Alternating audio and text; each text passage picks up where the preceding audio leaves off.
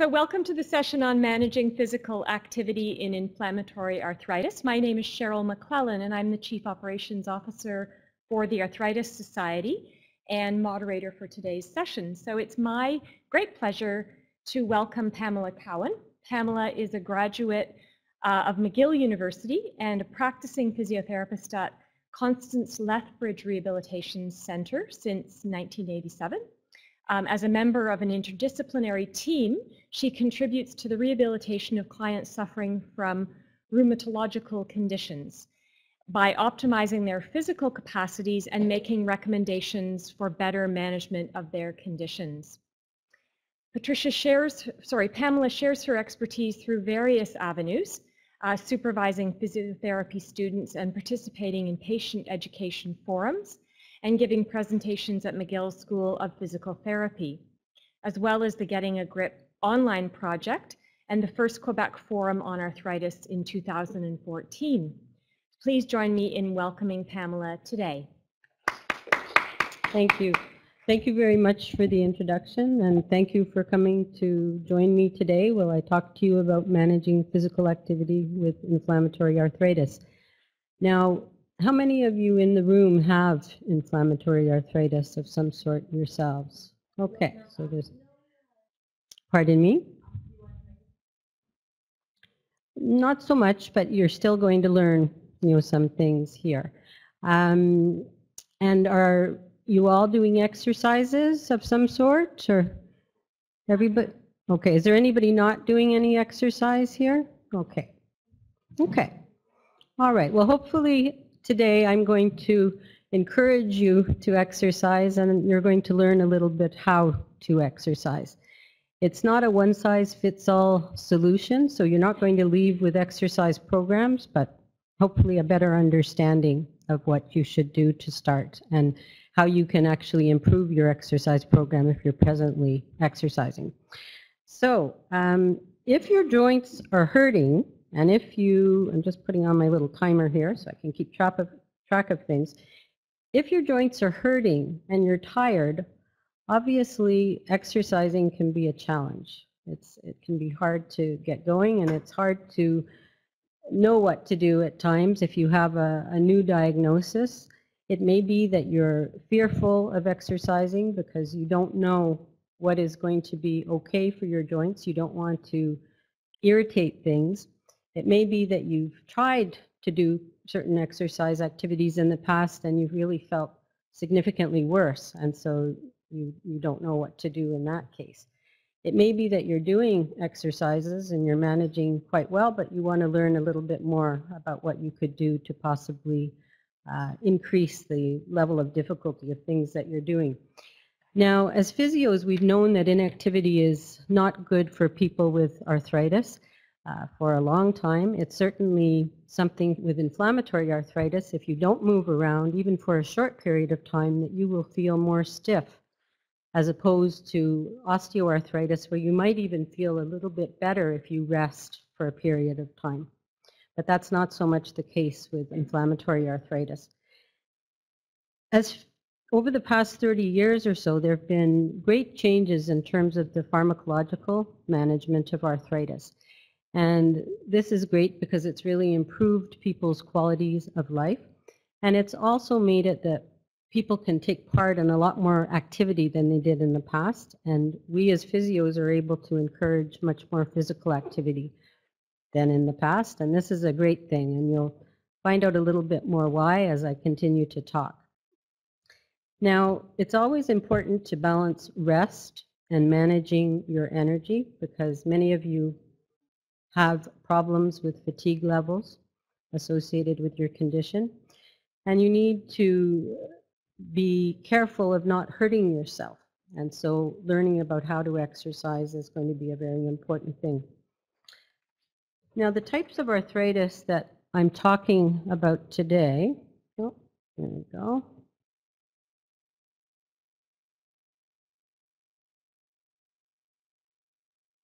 Are rheumatoid arthritis, psoriatic arthritis, and ankylosing spondylitis. And rheumatoid arthritis can affect upper and lower extremities.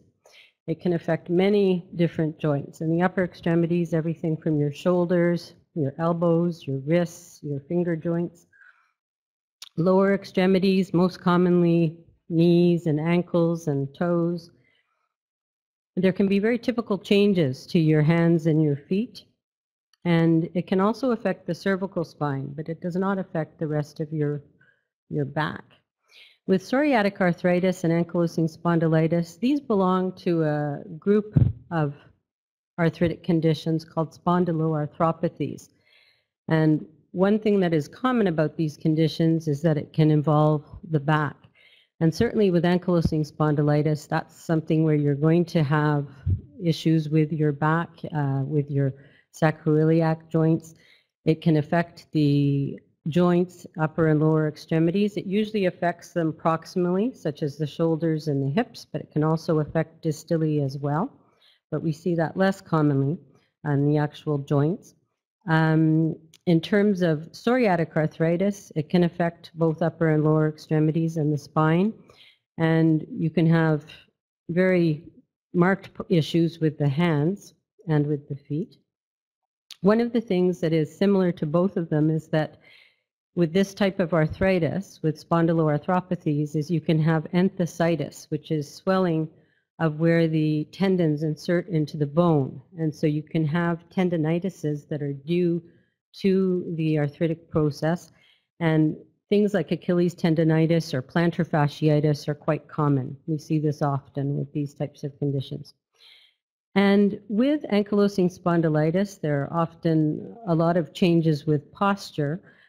But one of the things that can also happen is that the chest expansion is affected because of where the ribs articulate with the spine posteriorly. And the normal bucket handle movement that we have as we breathe in can be reduced because of the swelling that is occurring at the back. And this can be problematic. Now, here, these are just illustrating some joints with a person with rheumatoid arthritis. You can see in the upper one with the feet that these feet are very flattened. They don't look like a perfectly normal foot. And the ankle, especially the one on the left, is quite inverted. And you could imagine that there's little or no plantar arch. And in fact, this person is weight-bearing almost on the inner aspect of their foot, which you can imagine would be quite uncomfortable. Also, in the top left foot, there's a little bit of a hallux valgus or a little bit of a bunion coming. And on the right foot, you can see that there are some toe deformities. On the x-ray of the, or not the x-ray, but the picture of the hand, there are no marked deformities, but you can see that there's swelling of the second and third knuckle, or we call them metacarpophalangeal joints. And this is obviously something that would be decreasing a little bit the function of the hand and causing discomfort. Here, these are some illustrations of psoriatic arthritis. And one of the things that I want to point out here is that there is often nail involvement. It's not always present, but in some of these pictures you can see the nails are not, they're not perfectly normal. There are some changes there. Another thing is that often with psoriatic arthritis we see a swelling that is the whole finger or the whole toe, and we call this sausage digits because they look a little bit like a sausage. It's not specific to one joint. And there can be, I don't have lots of pictures here, but there can be deformities that occur that are more related to psoriatic arthritis than, for instance, rheumatoid arthritis. Rheumatoid arthritis typically affects the top part of your knuckles and then the middle knuckles, whereas psoriatic arthritis affects the middle and the distal, which is similar to osteoarthritis. Now, with ankylosing spondylitis, you can see in the figure with the normal posture that he has a straight posture, and in the other picture, he's somewhat flexed forward. And in fact, the back can become much more rounded than this. But what happens if the back is moving forward is that to compensate, the hips flex You can develop hip flexion contractures. The knees may flex to compensate as well. And there can be a very forward head posture. And we don't see like the pictures that you may see if you look at in the internet where somebody is really, really forward and barely able to look ahead. We don't see that type of thing as commonly now, but if it's left untreated and there is a period of inflammation where eventually ossification can set in, the back can fuse. And so if you can get on medication early and you're doing exercises to help maintain mobility, all these things can help decrease the progression of the condition. Now, the objectives today are to understand the difference between physical activity and exercises specific to inflammatory arthritis, and also to know the different types of arthritis you can do, and to have a basic understanding of how to modify your level of activity and exercises due to your disease activity. So, as you know, sometimes you may be feeling pretty stable and you may have ups and downs when things actually are aggravated a little bit, when you have a flare-up, and then things may settle down a little bit. And your energy level also can change. So you're going to modify your level of activity, your physical activity, depending on how you're doing at any point in time. Physical activity, when we say that, we're talking about working around the house, everything from getting up and getting showered and making meals and doing laundry, gardening outside, also going out, doing grocery shopping, running errands, going to work, doing stairs, moving around your community, doing leisure activities or doing sports. All of these activities require energy. However, they don't replace specific exercises, some specific exercises, I should say, for your arthritis. And I will explain about that. Goals of exercise are to help maintain and improve joint mobility, to maintain and improve muscle strength and endurance. They can also contribute to reducing your level of pain. They can help to provide cardiovascular conditioning and also help decrease the risk of heart disease. And I'm going to talk about that in a minute. Also, they can help keep our bones healthy by keeping our bones dense. They can help maintain and improve our level of function. And level of function can be everything, as I said, from getting up and getting going in the morning to meal preparation, laundry again, doing things with friends, working, being intimate with your partner. It covers a big spectrum of things. Maintaining, improving your energy level, and providing a sense of well-being. And by well-being, positive thoughts and feeling relaxed.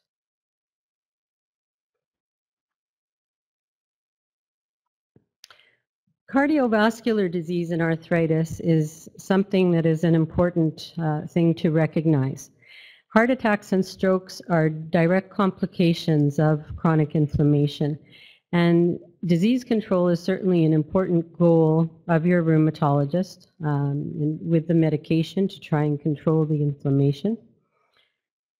And also there's overwhelming evidence for the benefit of aerobic and resistance exercises. Now, traditional risk factors for cardiovascular disease include things like being a smoker, being overweight, having high cholesterol, high blood sugar, your age, and your sex.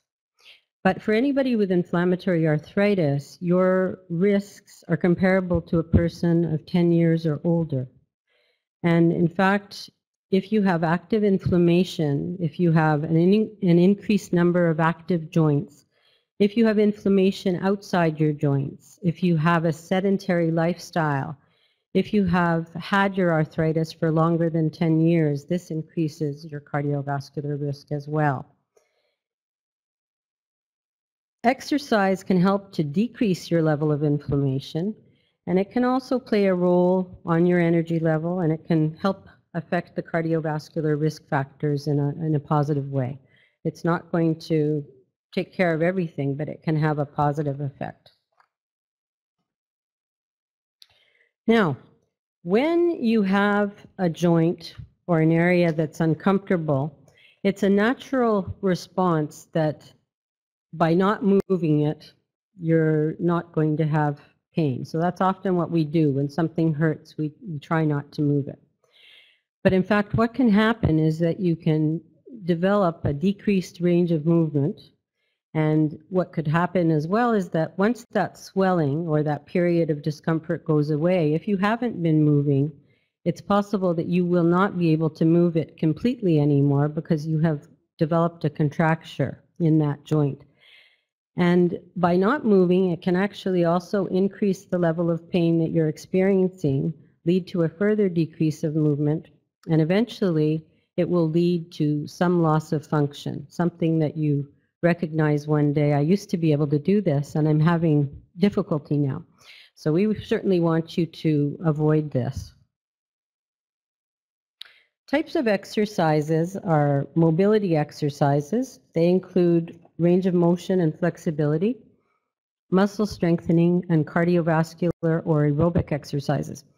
And the mobility exercises are like the building blocks of your exercise program. They're easy. They're easy in the sense that for somebody who is not having major problems, they think, this is nothing. I want to really exercise. But they are so important. I just want to underline that because they're the building blocks to be able to go on and do muscle strengthening and cardio. And they also help you to listen to your body and to recognize if there's something brewing or going on. Goals of range of motion exercises are to help maintain, improve joint mobility, also to help with the joint stiffness and pain, to relieve or reduce it, to maintain and improve the flexibility of your soft tissue structures, so your muscles and your tendons. And they help, as I said, to keep you aware of changes in your joints. So I often say to my patients, think of your range of motion exercises as a checklist. So if you're stable, don't leave them completely. Every now and again, I suggest once a week, you should do your range of motion and check your joints to see how they're doing. When you do that, you note joint stiffness. Is there any stiffness? Is there tenderness? Is there reduced mobility? And if there is, then go back to doing range of motion for that joint on a daily basis until it settles down. And then if things are good, you can leave it until another week. For especially stiff joints, they can be done several times a day or a little bit often. So let's say that your hands are very, very symptomatic and they're really bothering you, just as an example. You could theoretically do some mobility exercises every hour, but you're not going to do many, many repetitions. These exercises can be spread out throughout the day or done one at a time. So if you have many joints that are involved, it doesn't mean that you have to spend a lot of time in the morning doing your range of motion exercises, for instance. You could do several at different times of the day. I suggest to my clients that you move your joints through their full tolerable range, through the stiffness to the edge of the pain. So you don't want to force into where it's painful if you're having a flare, because that pain is telling you that something is irritated. And if you're forcing all the time and you're doing lots of repetitions, you may in fact irritate things a little bit more. We suggest repetitions about 3 to 5 times, and you hold 3 to 5 seconds and relax 3 to 5 seconds. The rest is really important as well. So not to do things too quickly.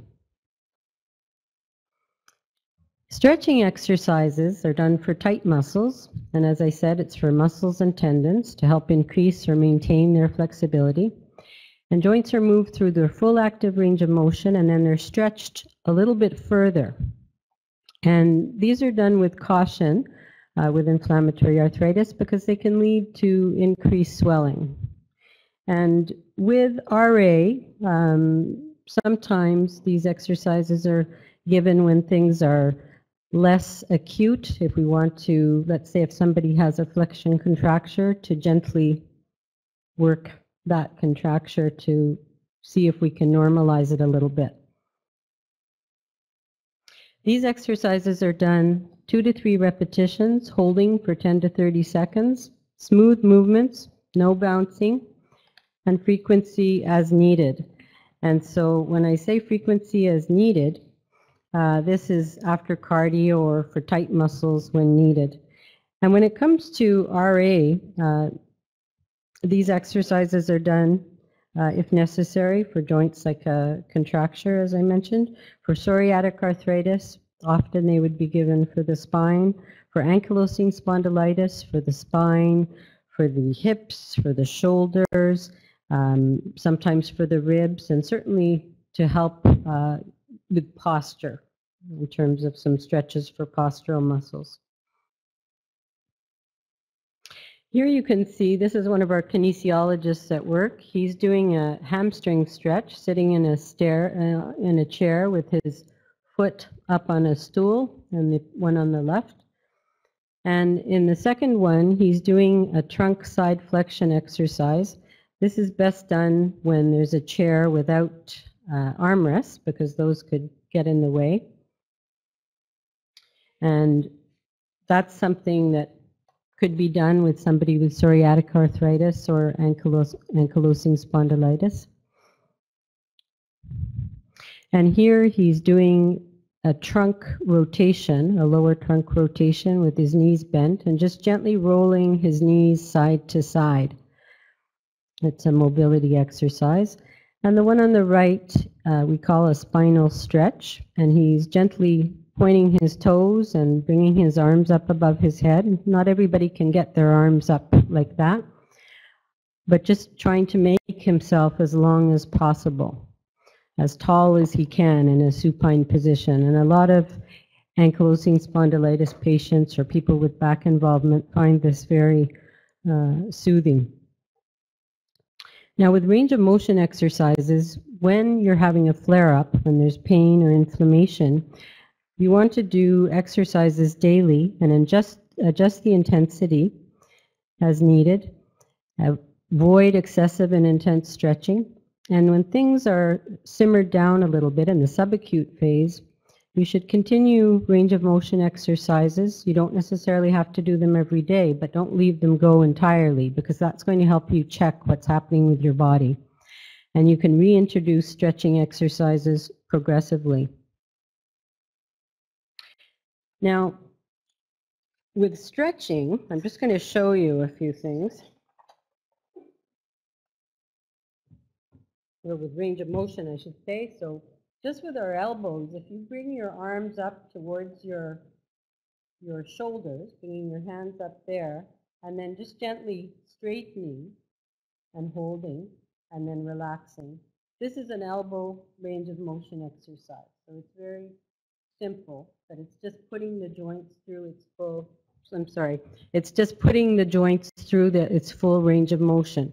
You can also do, it's hard because I want to be able to show you. If you just hold your elbow at your side, just turn your palm down and turn your palm up. And that is working, for instance, your elbow and your wrist, because that movement involves 2 joints. You can also, with your hands, just gently make a fist and open. I usually start with this before I do anything with the fingers, because it just loosens things up a little bit. And then you could try and bring your fingertips down towards your palm, keeping your knuckles straight. Even if they don't touch all the way, that's okay. And then to open. But you would repeat these types of exercises about 5 times.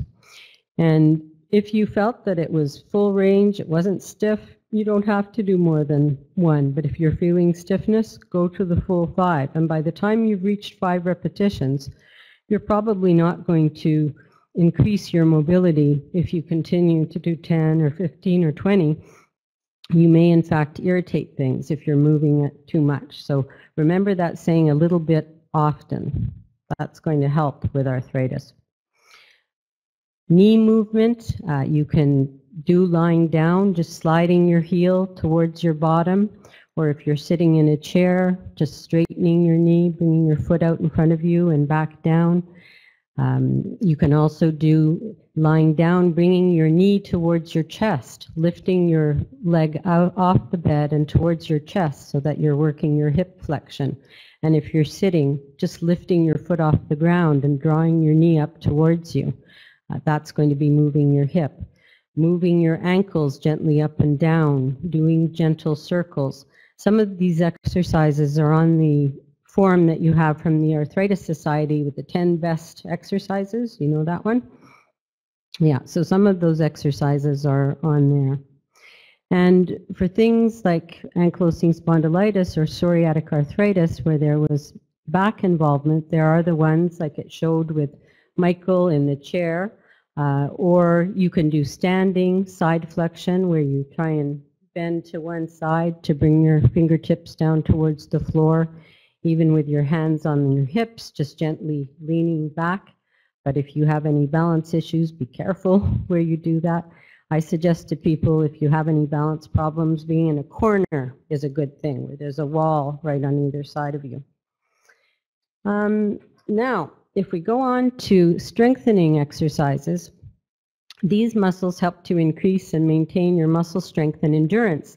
Now, endurance is the ability of your muscle to work over time. So it may be that your strength, when it's tested, is good, but you may feel that if you continue a movement or an activity for a period of time, that your muscles are feeling tired. So that's the endurance of the muscles often.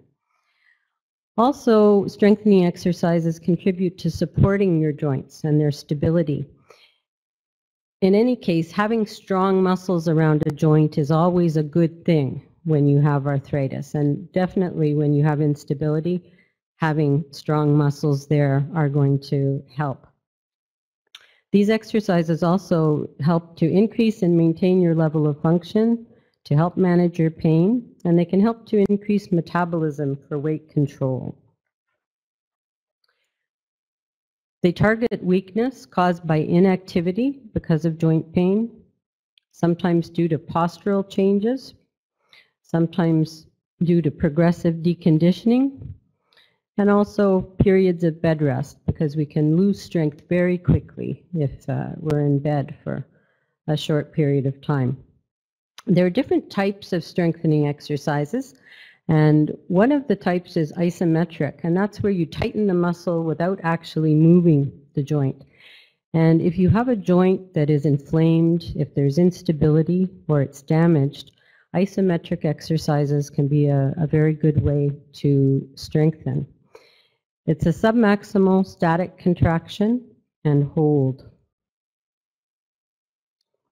Here, our kinesiologist is pushing his arm against the wall, and obviously the wall isn't going to move, so his arm can't move, but he's contracting his abductor muscle of his shoulder. So he's just pushing into that, holding, and then releasing. In the middle picture, he is pushing forward in the door jamb, and it's making his flexor muscles of his shoulder contract because the door jamb is not moving and his arm cannot move forward. If a person had hand involvement, that one in the middle might be uncomfortable. But you could roll up a towel, or if you had a splint of some sort, a wrist splint, that could give a little bit of support to the hand to protect it a little bit. In the third picture, he's doing an extension exercise of his knee using a TheraBand. And because the TheraBand in that particular case is a strong TheraBand, he can push his leg out to a certain extent, but then he cannot push any further because it's strong. So it makes it an isometric exercise. Top left, he is pushing his knee down into the bed, doing a static quad, which is a very simple but effective exercise for knee extension. And the next one on the top, he's pushing out to the side, doing a hip abduction exercise against a very strong elastic. So he can't push far. That elastic is stopping him, but he's working the muscle. Oops, I want to go back. With the one where he's pushing down on the bed, he's working his elbow extension. And when he's pushing up underneath the bed, he's working his elbow flexion, but isometrically. He's not moving the joint. Isotonic exercises, on the other hand, strengthening exercises, are done where you have resistance through the range for the muscle. And so what happens is that if you load a joint that is uncomfortable, if there's swelling or if there's damage, and you're loading it and moving it at the same time, you could imagine that it might not be the best thing for the joint and that it might be uncomfortable. And in fact, you're right. It usually is uncomfortable. I have some patients who, if they have tried that sort of thing, they have a lot of crepitation. Do any of you have joints that crack a lot? So if your joint is cracking a lot when you're doing any strengthening activity, you should be looking at a different way of doing it, perhaps, because it can actually increase your pain and could possibly damage it more. So isotonic exercises are not recommended if you have a joint that's really swollen or damaged, to load it and to lift up with a weight. But isotonic exercises can also be something as simple as lifting your limb against gravity. It doesn't have to involve a weight. Sometimes it can, and you can have isotonic exercises in the water if you're increasing your speed to produce resistance as you move through a range. Here, our kinesiologist is just showing elbow flexion exercises with bracelet weights. So the one on the top left, he's got little bracelet weights. On the one on the right, he has weights that are attached with Velcro. And the ones with the Velcro have little inserts of cylinders that you can take out some of the cylinders or put them in if you want to increase or lower the weight. So they're a little bit interesting.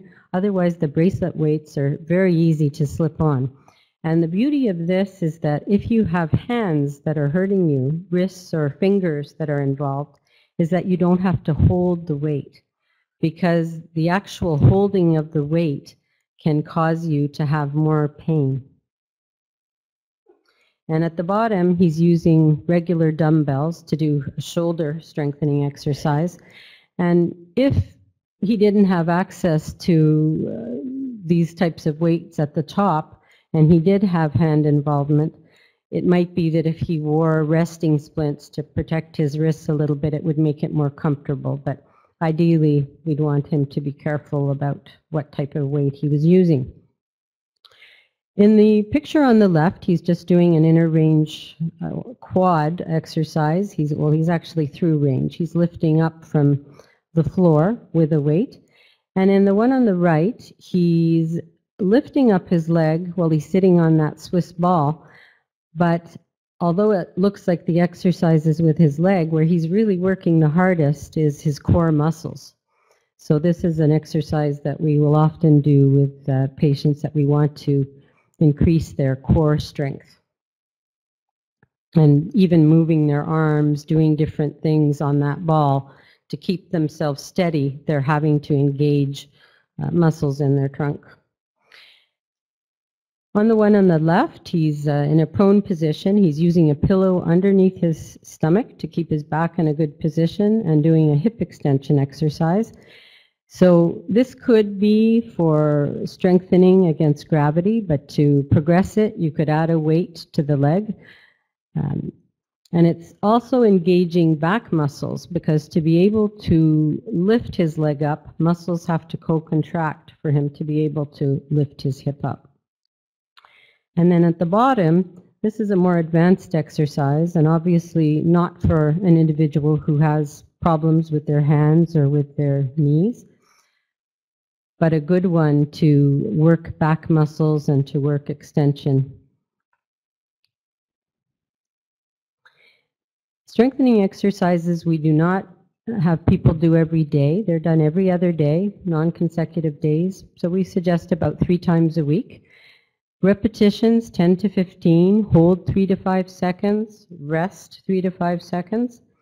And generally to do at least 1 set. And as you become stronger, you could add a set, or you could actually increase the level of difficulty by adding a weight, perhaps. They're best done at least 2 hours after you've woken up, when you're a little bit less stiff, and at least 2 hours before going to bed. And the quality of the contraction is important. When you contract, you want to make it a gradual build up, and then you hold for a few seconds, and then you gradually release. You don't suddenly contract and suddenly let go. If you're moving quickly, you have more chance of passing that point where something starts to hurt, and then it may hurt more later as a result. So you want to be in control of what you're doing at all times. All right. Sorry, I'm having to move papers around, but I can't see my comments on this computer, so thank goodness I brought my papers. All right. So for isometric exercises, just an example of something that you can do yourselves for your elbows. If you take your right arm and just cross your right arm across your left forearm, but keep your arms in a relaxed position, so let your elbows stay bent. And with your top arm, just push it down a little bit into the bottom arm, and don't let it push that bottom arm down. So the bottom arm's pushing up a bit, the top arm is pushing down. You hold a few seconds, and then you release. That's working your elbow extension on the top arm and your elbow flexion on the bottom arm, and that's easy to do. Likewise, with your knees, you could do a little isometric exercise with your knees, just putting a leg across the other leg, the bottom, so that your legs are crossed, but actually so that your feet are crossed. Not so much as if you're crossing your legs to sit. It's like if these are your legs, these are your feet, you're just crossed there. And just push the top leg into the bottom leg and hold for a few seconds and then release. That is working the knee flexion on the top leg, and it's an easy thing to do wherever you are. Okay, cardiovascular exercises help improve your energy level and your cardiovascular function. They can contribute to increasing your metabolism, and they can help to promote the brain secretions of endorphins, which can help with your pain and mood. They can also directly affect the heart risk factors, helping to decrease your blood pressure, decrease your sugar levels, decrease your bad cholesterols, and increase your good, and help you to move towards a healthy weight, which is important for cardiovascular disease. The types of cardiovascular exercises which are recommended are low-impact activities if you have inflammatory arthritis and joint involvement. You don't want to be putting a lot of impact on a joint that is hurting you and that is damaged. And so walking, swimming, doing pool exercises, cycling, stationary bike, cross-country skiing, snowshoeing, these are examples of low-impact activities. We do have clients who still do some running, who do sports where they're loading their joints more. And it's not to say that if you reach a point where you're very well controlled that you cannot go back to this sort of activity at all. However, build up gradually to something like this and make sure that you are checking your joints regularly and taking care of your joints if you're starting to notice that there is some sort of change, maybe to decrease your level of activity and to be careful with how much you are pushing them. Respect your limits. When it comes to intensity with cardiovascular exercises, low, you should be able to talk. Moderate, you'll be having a little bit more problems talking. You may be sweating a little bit, so that's more brisk walking or bicycling. Vigorous, you're sweating and you're short of breath, so that would be skiing at quite a fast pace or swimming. With cardiovascular exercises, if you have not taken part in cardiovascular exercises, before beginning, you should check with your doctor, or you can complete something like the PAR-Q questionnaire, which is a physical activity readiness questionnaire. I have some copies here, and you could look for that on the internet. But basically, it asks you 7 questions. If you answer yes to 1 or more, you should consult with your doctor. And if you're 69 or more and you haven't been active, you should check with your doctor. That just shows you what the PAR-Q looks like. Canadian Physical Activity Guidelines say we should accumulate at least 150 minutes of moderate to vigorous intensity exercise of aerobic physical activity per week in bouts of 10 minutes or more. And this could be done minimum 10 minutes at a time, up to 3 times a week, 4 to 7 days a week, and you've got your 150 minutes in. If you've done that for 5 days. It's not to say that you can't do an activity, let's say like an aquafit program where you're doing something for a longer period of time, but this is what they are recommending. Obviously, this can be difficult to do depending on your level of arthritis, but you try and find something that you could do at some level, even if it's low intensity, that works for you. So I have copies of the Canadian Physical Activity Guidelines for ages 18 to 64 years and 65 years and older, and these are also available online.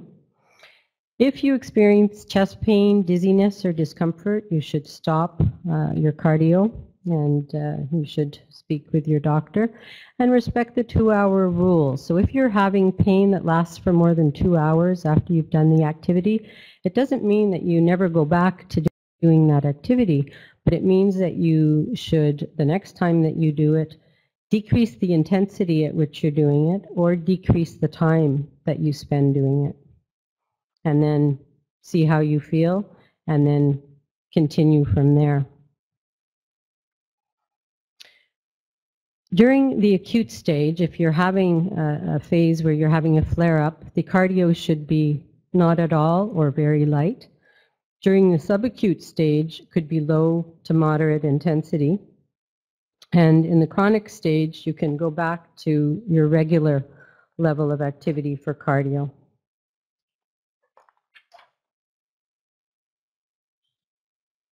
A SMART action plan can help you to find something that's you're going to be able to succeed at. So being specific, being measurable, attainable, realistic, and time limited. And be honest with yourself. Do you like to exercise on your own? Do you prefer to be with a group or a friend? Do you prefer to go to a gym or to have it be some activity that you can do on a daily basis easily, that you don't have to go somewhere in particular to do it? But try and start doing something. If you're not doing something at present, start to think about what could I do to increase my level of activity. Energy management, of course, is important. Very quickly, try to plan, prioritize your activities to make things as simple as you can. Use tools to facilitate the activity if you have been shown some things. Take regular breaks before you get tired, if possible. Certainly to eat well, because healthy eating habits you need to recognize are our fuel. It's the body's fuel, and if we're not eating well, that can certainly affect our energy level. Maintain a certain level of physical activity and manage your sleep. There are many different community-based exercise programs, some of them adapted, such as Tai Chi, yoga, aqua fit classes, adapted exercise classes. The pool can be a really great place to work for those of you with arthritis. I'm lucky enough to have a pool at the rehab center where I work.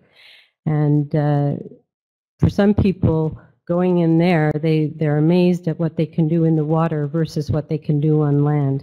And the beauty of pool is that it can help you with mobility because the water can actually assist you. But then you can also use the water to help resist you, and it supports your joints and can be really comfortable. So even during a flare, you are able to do some exercises in the water. However, for some individuals, if they can't move at a certain pace, they could feel cold in some of the regular community pools. I've even had some clients who have bought wetsuits. You can buy like wetsuits that go halfway down your arm, halfway down your leg at Costco or Canadian Tire around the summer, and some people wear those. Invest in a good pair of lightweight and supportive running shoes. Wear your orthotics if you have them, because footwear is really important. And if you have severe arthritis with any deformity, pain, and muscle weakness, consult with a physio to teach you how to exercise without damaging your joints. And red flags, if you have rheumatoid arthritis, for instance, and you've been told that there's any instability in your neck, you should perhaps check with your doctor or a physio or a kinesiologist about what would be okay for you to do. If you've been told you have osteoporosis, a lot of torsion or twisting is not good for you, you need to be careful. And if you have sudden onset of localized pain. Just to conclude, recommendations during a flare-up, if your joints are hot, swollen, or painful, you should continue gentle range of motion exercises. Remember, these are your building blocks.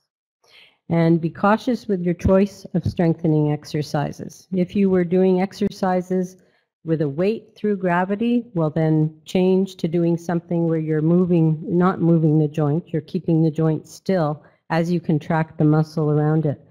Choose a lower impact activity, such as a pool exercise or stationary bike versus walking, for example, in case of hip, knee, or ankle pain. So try and adjust the type of activity that you're doing to get some cardio. And then as the flare-up decreases, gradually resume your regular activity and exercise. Hot or cold, very quickly, both of them can have effects in terms of pain, but usually if you have swelling, ice is going to be the thing to use, and I'm not going to say more about that right now. I have some information about use of hot and cold here.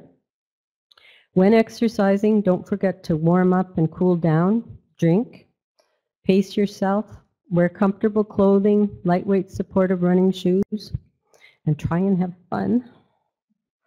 And these are just some examples of community resources. Obviously, the Arthritis Society, you can check in the province that you live or the town or city where you live if there are any activities, exercise activities that they would recommend. Here in Montreal, we have the VOMAC Center, Montreal Arthritis. They have some exercise programs going on through the AWISH program. They have a kiosk here. The Cummings Center, which is in Snowdon, they have many different exercise programs going on. And certainly to check your community and recreation centers. So thank you very much for your attention, and if you have any questions, I'd be happy to answer them. Pamela, thank you so much. You're very welcome. Are there any questions for Pamela arising from a very informative session? That was terrific. A great overview. Well, what I said is that sometimes if a joint is not moved over a period of time, let's say the elbow, for example, if the elbow was swollen and it was painful and a person was not moving it regularly, sometimes what could happen is that the person will no longer be able to extend their elbow completely.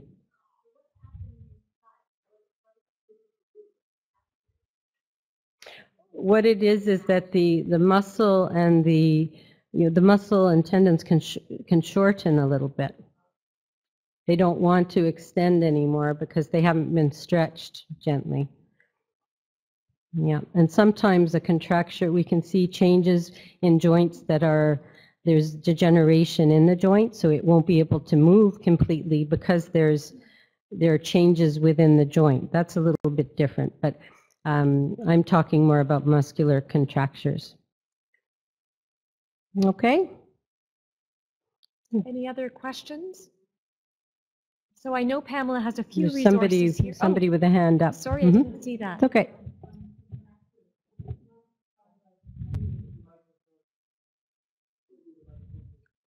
The microphone's just. Mm-hmm.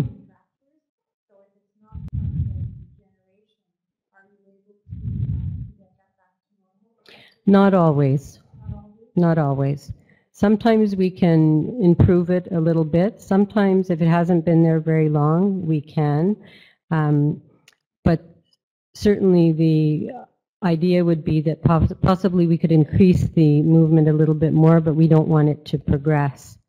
We don't want it to get worse. So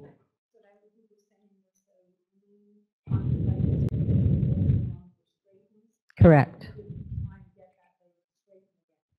Well, with knee arthritis, it would be, if it's not an inflammatory arthritis, there are different things that a therapist can do. They might be able to mobilize a little bit or do like a more stretching than they would in an inflammatory arthritis and gain some more range of motion.